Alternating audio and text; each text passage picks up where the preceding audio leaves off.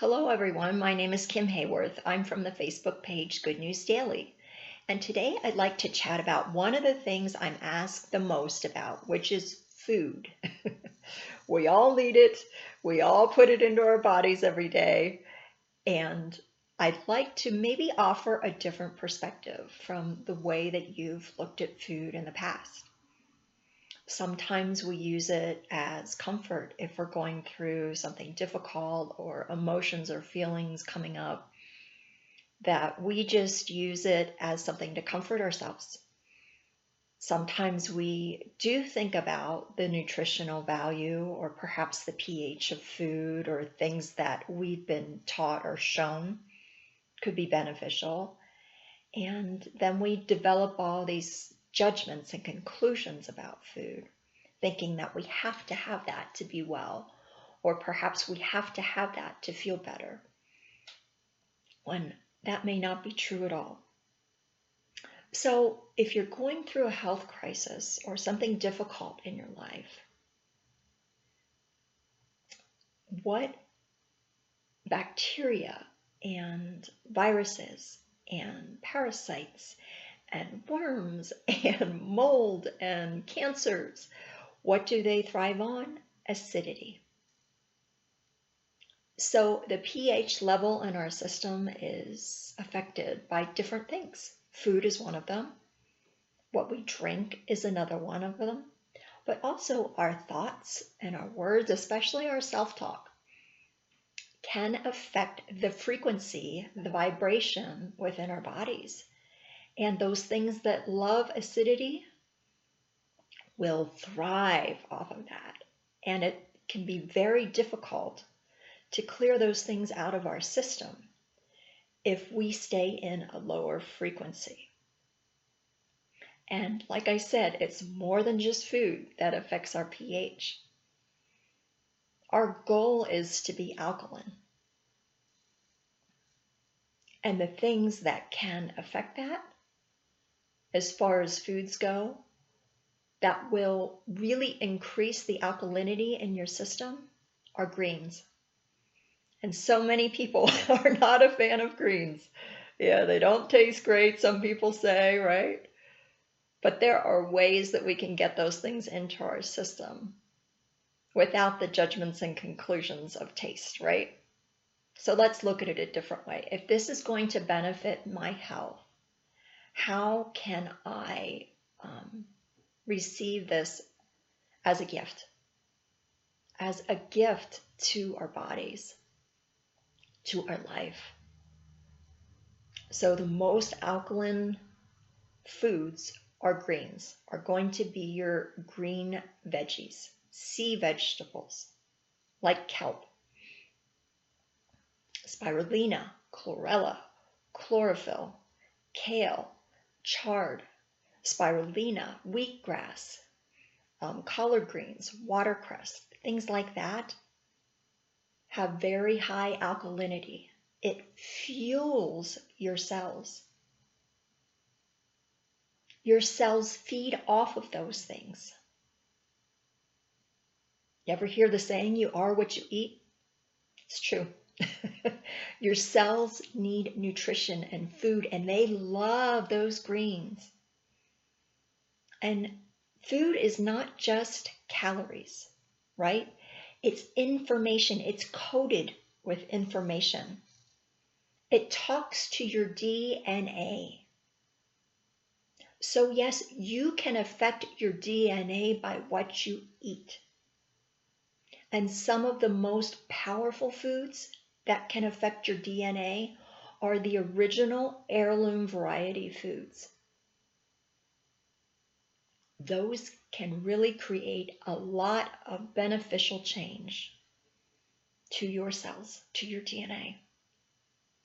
And look at what a gift you've been given, this tool to create so much change within your life. So when we're talking about pH, we're not just talking about the pH of the food itself as it's sitting on the counter. Let's say a lemon, right? Because we know that a lemon is very acidic. but we're talking about a value called PRAL, P-R-A-L.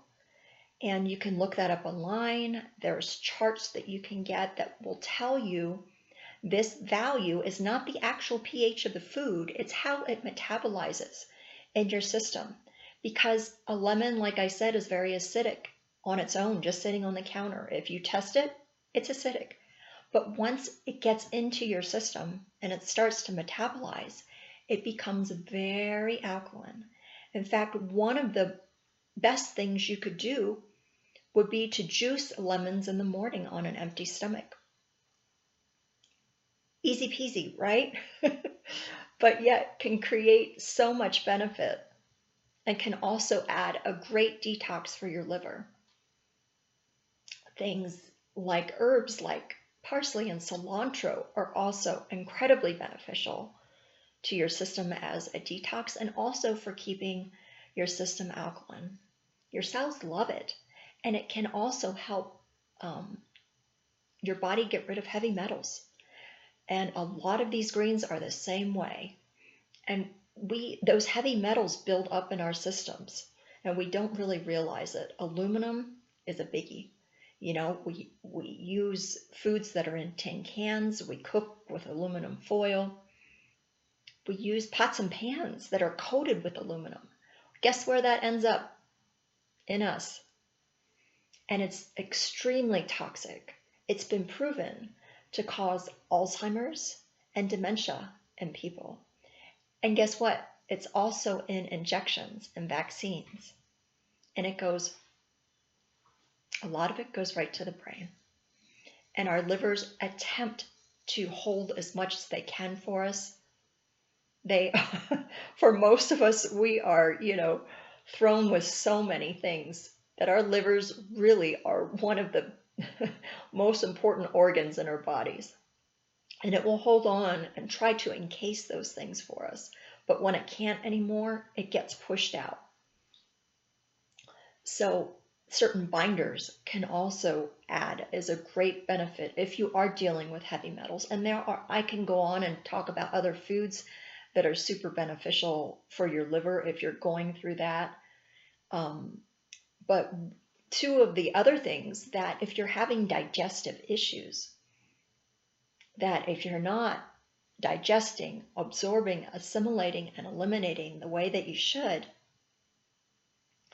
things like blending, blenderizing, and juicing can also be super beneficial because you're getting much more nutrition and enzymes than you would as if you were just to sit down and eat a salad, let's say. And you could get a huge more volume with, let's say, drinking a smoothie.